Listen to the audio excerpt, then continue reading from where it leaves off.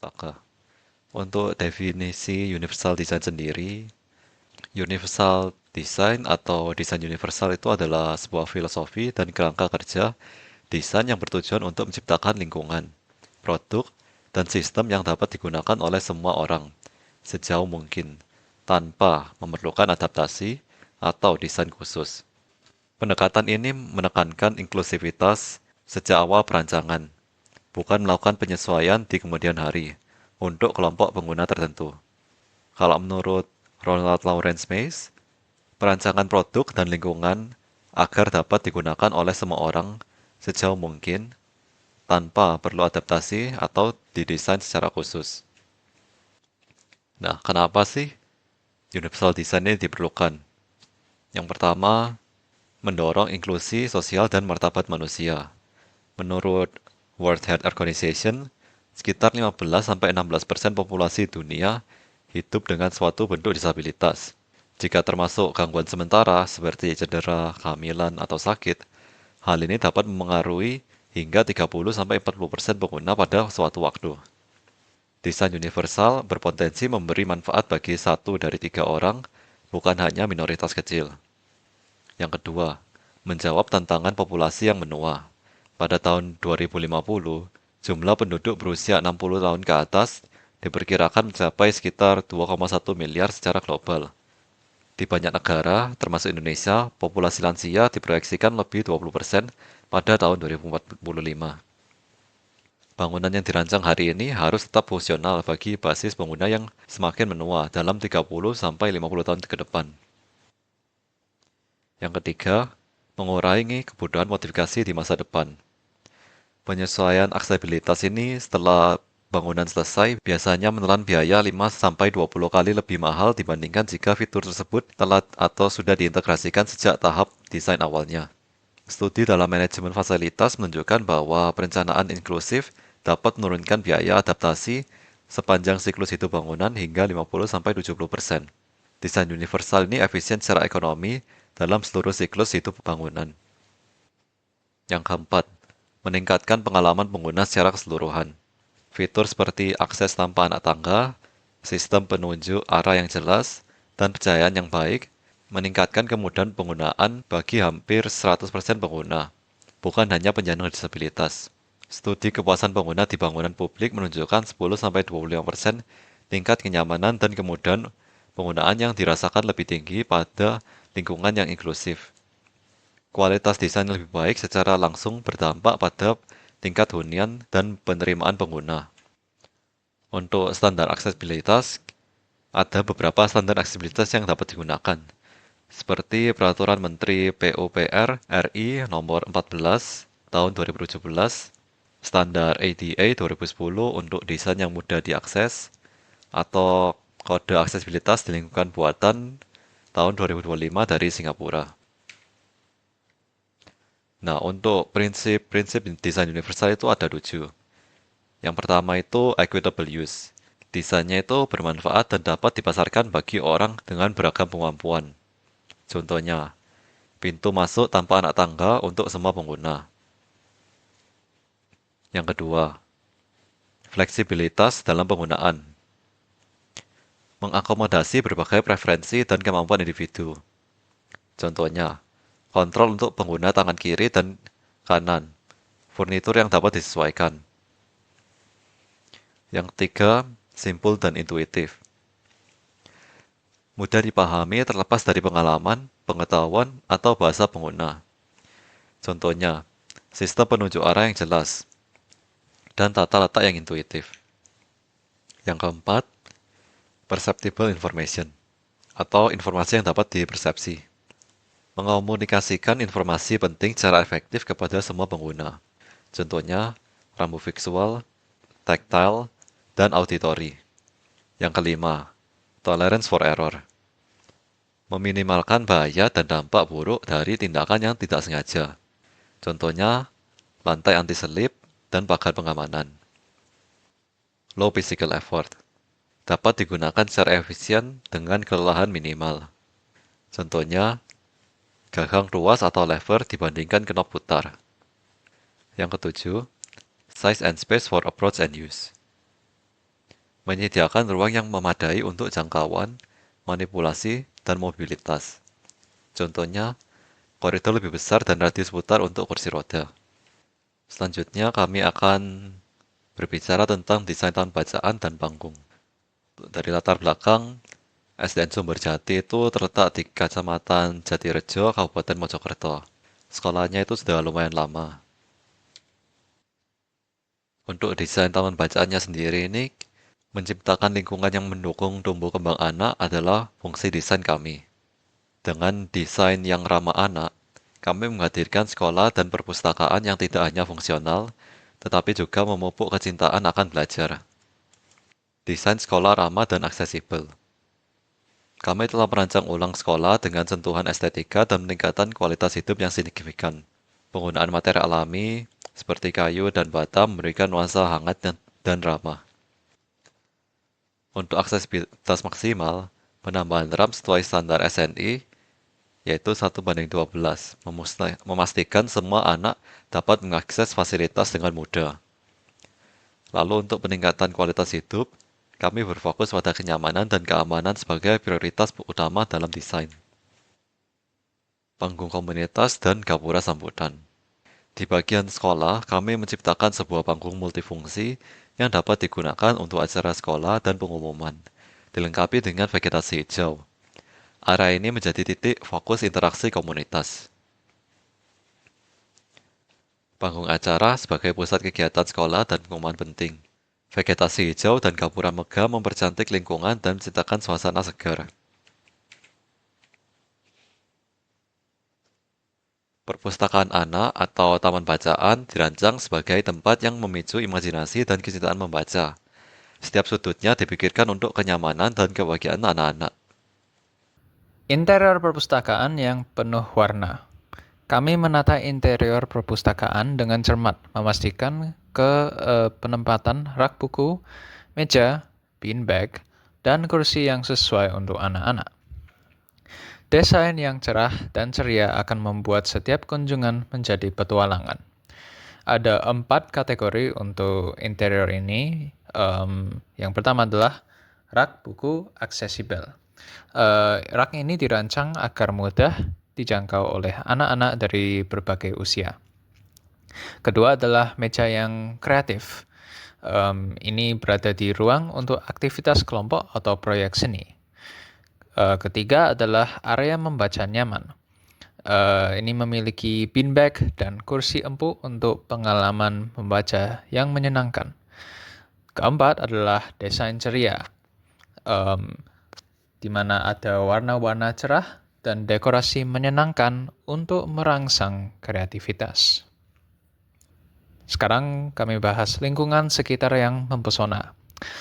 Bukan hanya bangunan, tapi juga lingkungan sekitar sekolah dan taman bacaan kami juga perhatikan. Area hijau yang luas dan fasilitas umum yang nyaman menciptakan ekosistem belajar yang holistik. Ada 4 aspek yang bisa dilihatkan. Yang pertama adalah vegetasi dan pepohonan. Vegetasi dan pepohonan ini menyediakan keteduhan dan udara segar. Kedua adalah jalur pejalan kaki. Jalur ini aman dan nyaman untuk beraktivitas. Ketiga adalah bangku dan kursi. Bangku dan kursi ini tempat istirahat dan interaksi sosial bagi anak-anak. Terakhir adalah air mancur, yaitu elemen estetika yang berada di tengah side yang bagi anak-anak bisa menyenangkan. Berikutnya adalah inspirasi dari render dan rencana. Untuk memberikan gambaran yang jelas, kami menyertakan foto render dan rencana detail. Ini untuk menunjukkan komitmen kami dalam menciptakan ruang pendidikan yang fungsional dan estetis. Inilah foto-fotonya dengan adanya tampak, potongan, dan perspektif. Berikutnya adalah aksesibilitas ramp sesuai SNI. Komitmen kami terhadap inklusivitas terlihat dari desain ramp yang memenuhi standar nasional. Dengan adanya rasio 1:12, setiap meter tinggi membutuhkan 12 meter panjang. Ini memastikan kemudahan akses bagi semua, termasuk dengan wheelchair. Sebagai note, pentingnya kepatuhan terhadap standar SNI untuk memastikan keamanan dan kenyamanan pengguna ini. Berikutnya adalah integrasi lingkungan dan edukasi. Kami percaya bahwa lingkungan yang indah dapat menunjang proses pembelajaran. Integrasi vegetasi, area duduk, dan elemen air mancik menciptakan ruang yang inspiratif dan menenangkan. Ada 4 aspek bisa dilihat dalam roda ini. Pertama adalah area hijau yang meningkatkan kualitas udara dan estetika. Kedua adalah seperti dikatakan tadi, jalur setapak yang mendorong aktivitas fisik dan eksplorasi. Ketiga adalah elemen air, yang seperti air mancur tadi itu menciptakan suasana tenang dan fokus. Terakhir adalah ruang bersantai, yaitu tempat duduk. Ini sebagai tempat istirahat dan diskusi santai. Masa depan cemerlang. Bersama-sama kita dapat menciptakan ruang pendidikan yang tidak hanya memenuhi kebutuhan akademik, tetapi juga menumbuhkan karakter dan imajinasi anak-anak. Mari berinvestasi pada masa depan generasi penerus bangsa. Lalu untuk analisis aspek toleransi terhadap kesalahan, toleransi terhadap kesalahan dalam desain universal menekankan bahwa lingkungan harus meminimalkan resiko bahaya serta dampak dari tindakan yang tidak sengaja, terutama bagi pengguna anak-anak yang secara alami, aktif, eksploratif, dan berpotensi melakukan kesalahan. Penerapannya pada desain taman bacaan dan sekolah, yang pertama itu lantai anti-slip dan material aman. Penggunaan finishing lantai bertekstur pada area perpustakaan, koridor, dan rem. Mengurangi resiko terpeleset saat anak berlari atau saat kondisi lantai basah. Rem dengan handrail dan edge protection, menurut SNI, dengan rasio kemiringan 1:12. Rang dilengkapi dengan pegangan tangan dua sisi dan tepi pengamanan. Jika anak kehilangan keseimbangan, elemen ini dapat membantu mencegah jatuh. Pagar pengaman dan pembatas area panggung. Area panggung komunitas diberi guardrail dan penanda tepi, mencegah anak terjatuh saat bermain atau tampil di atas panggung. Yang keempat, sudut tumpul dan furnitur aman anak.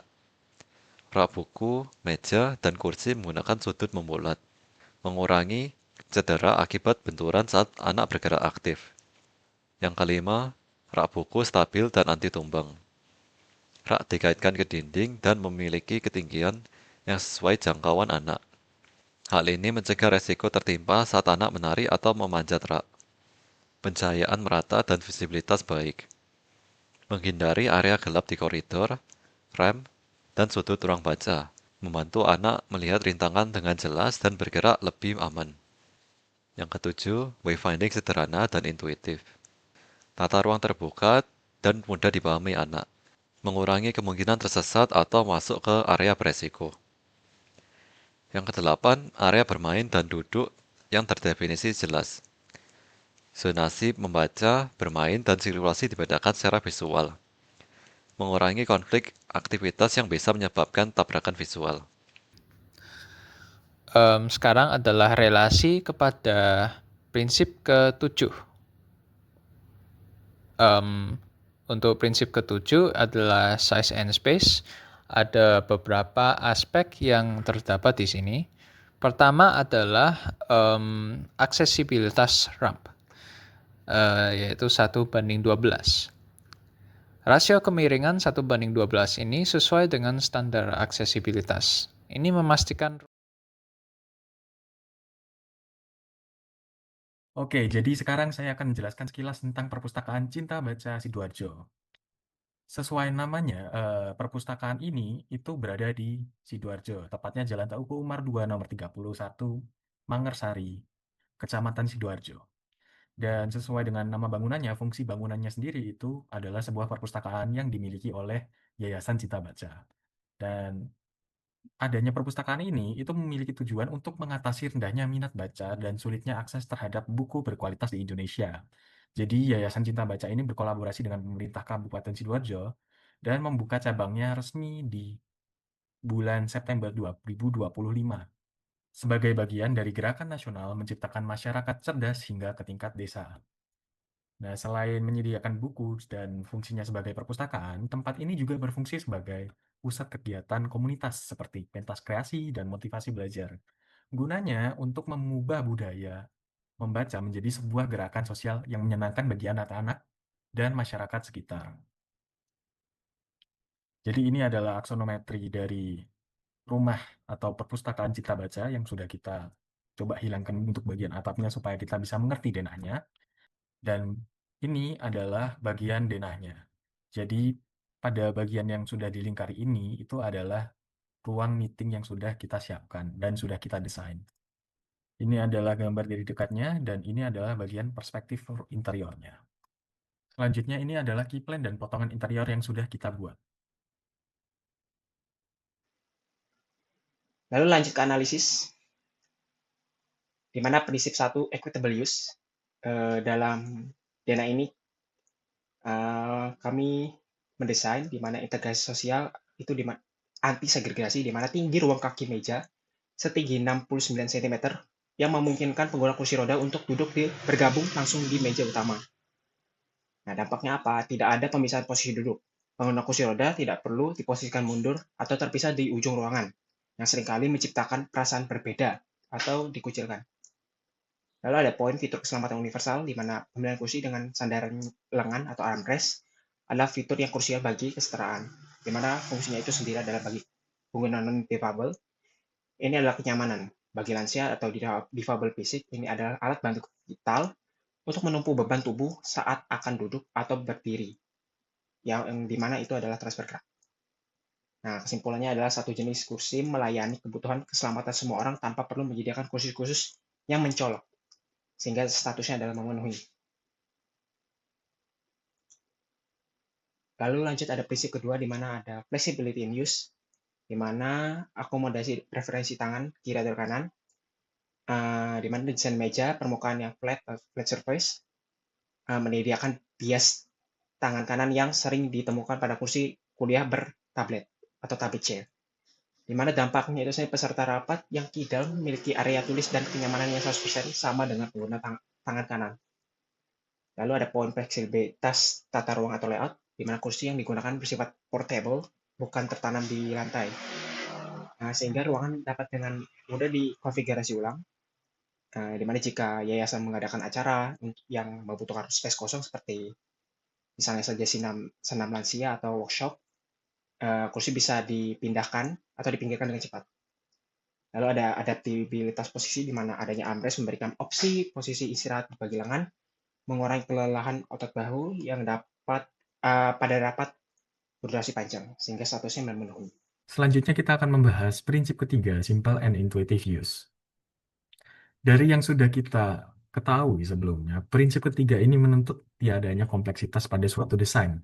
Dan secara teknis, area yang kita desain ini itu perlu ruang gerak yang tidak kompleks dan memiliki rute yang logis dan lebar yang cukup untuk memungkinkan sirkulasi yang nyaman. Dan dari analisis yang kita lakukan, denah yang sudah tercipta dan dengan peletakan furnitur yang ada itu dapat membuat jalur sirkulasinya terblokir. Hal ini bisa terlihat pada denah yang ada di bawah dan jalur sirkulasi yang sudah ada itu cukup mepet, di mana lebar yang ada itu sekitar 82 cm. Dan walaupun furnitur ini dapat digeser, tapi dengan layout ruang seperti ini itu tetap saja kurang nyaman untuk digunakan.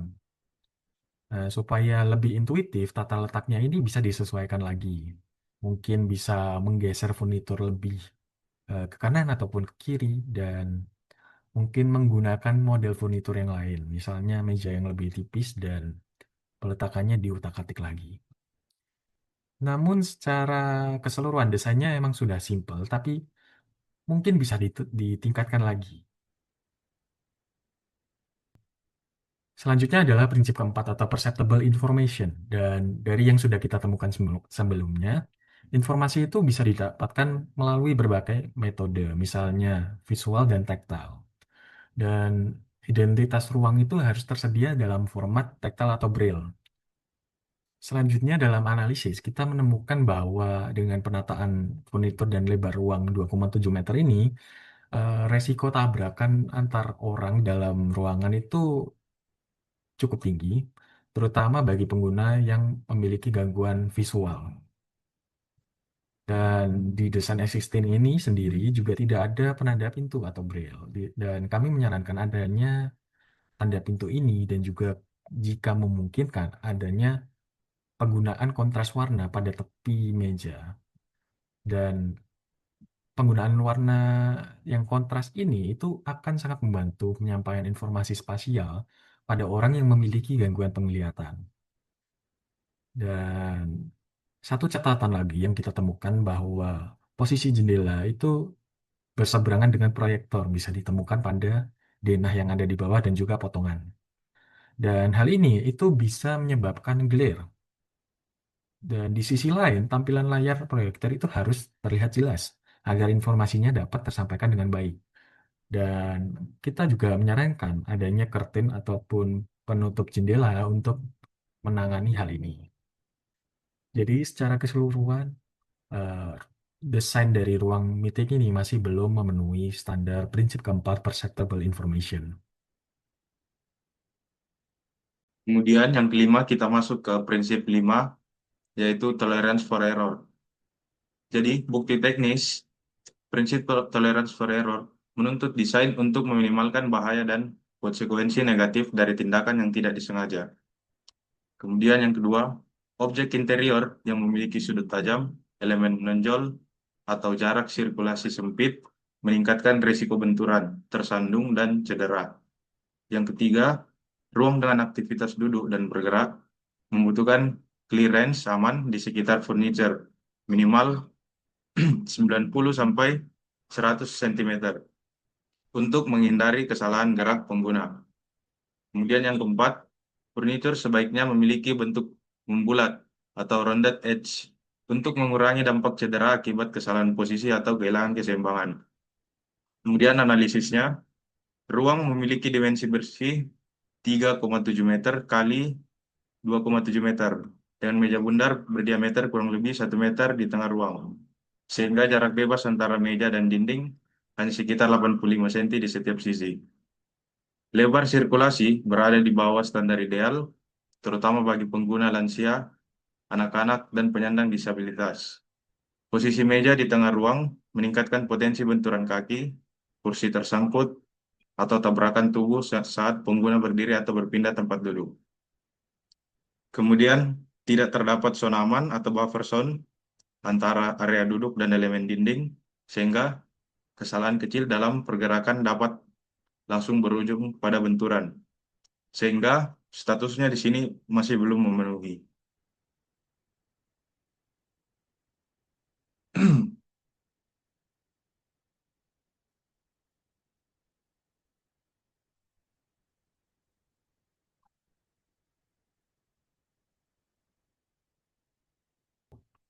Prinsip keenam adalah low physical effort, dan kita sudah menemukan bahwa objek itu tidak boleh menjadi penghalang berbahaya.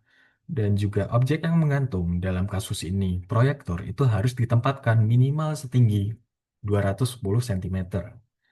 Dan kita juga harus memberikan ruang manuver kursi roda yang baik minimal dengan diameter 150 cm. Dan dari analisis yang sudah kita temukan, proyektor sendiri, penempatan proyektor itu sudah memenuhi syarat di mana sudah ditempatkan di atas 210 cm dari lantai.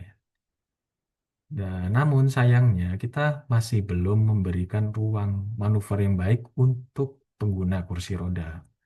Hal ini terjadi karena keterbatasan lebar ruang yang memiliki lebar minimal lebar bersih 2,7 meter Dan penempatan furnitur yang berada di tengah ruangan itu sendiri memberikan ruang gerak yang minimal. Jadi dari desain ini itu kita masih belum bisa memenuhi syarat dari prinsip keenam.